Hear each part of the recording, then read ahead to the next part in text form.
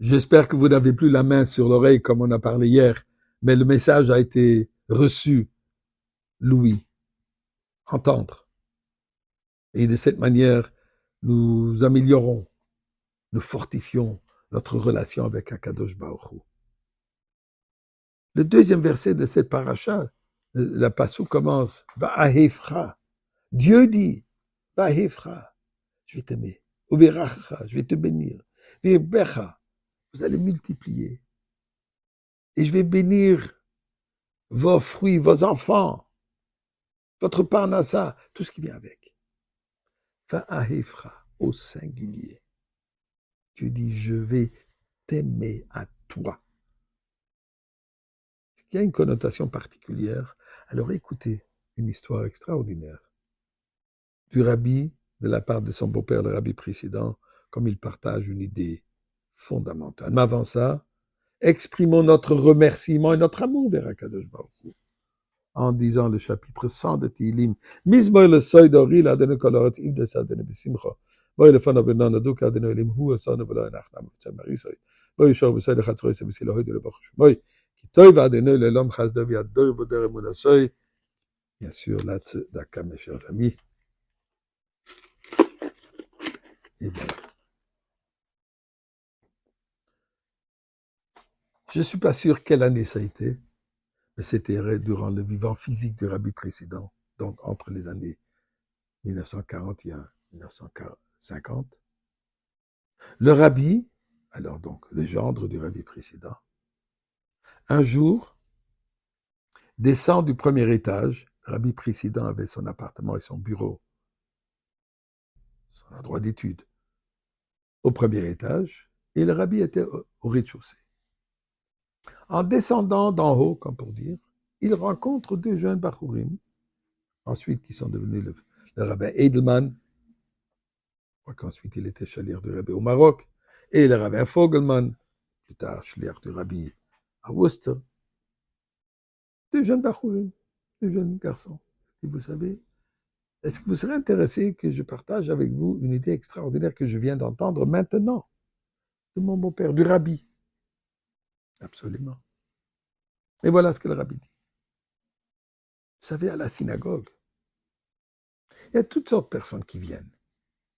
Des personnes religieuses, observantes, chassides, non chassides, plus observants, moins observants.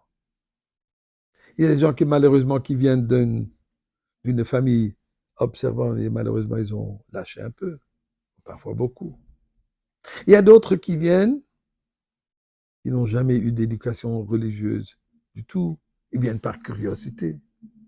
Et moi j'ai l'habitude de les recevoir tous, chaleureusement. Un grand bonjour, un shalom aleichem, je les reçois, ça c'est ma manière de les recevoir. Il n'y a pas longtemps, un chassid de l'ancienne école, Rabbi n'a pas utilisé ces paroles, mais un chassid, un peu âgé, ils m'ont dit que mon comportement n'est pas accepté. Ce que je fais n'est pas juste.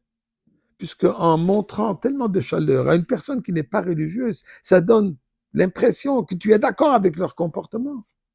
Tu encourages donc son comportement. C'est très dangereux. Il faudrait plutôt que tu sois plus sévère avec ces gens. Oui, bien sûr, tu les reçois, mais tu dis, écoutez, je voudrais vous voir tous les jours à la synagogue. Comment ça se fait qu'hier, vous n'avez pas été, ainsi de suite. J'ai décidé de poser la question au rabbi précédent. Au rabbi, c'est quoi son opinion? Et voilà ce que le rabbi vient de me répondre. Les parents, ils ont un enfant, ils éprouvent tout l'amour pour cet enfant. Un deuxième enfant, encore de l'amour. Troisième, quatrième, ainsi de suite. Ensuite, il y a un enfant qui est né malheureusement avec des maladies. Pour cet enfant, les parents éprouvent encore plus d'amour. Mais alors, cet amour ne reste pas seulement pour cet enfant. Cet amour aussi va affecter l'amour des autres enfants aussi. Il dit, Dieu se comporte avec nous de la même manière. Dieu dit, va à Ephra, je t'aime à toi au singulier. Qu'est-ce que ça veut dire au singulier? Il dit pas, va Ephraim, je vous aime tous. Chacun tel qu'il est. Chaque enfant, chaque personne juive, Dieu dit, je l'aime. tel qu'il est. Bien sûr que je veux qu'il se comporte comme il se doit. Et je l'encourage qu'il se comporte comme il se doit. Mais l'amour est absolu. Donc, dit le rabbi précédent, même un enfant que, malheureusement, il a des problèmes de tête, les tefilines, il a des problèmes de bras, les mitzvot, il a des problèmes de corps, du cœur, son amour, sa prière, tarata mishpacha, il a tous ces problèmes physiques, spirituels. Dieu dit, pourtant je l'aime. C'est cet amour d'ailleurs qui va l'encourager à faire mieux. Alors dit le rabbi précédent, je veux que toi tu fasses la même chose. Donc à nous aussi de faire la même chose.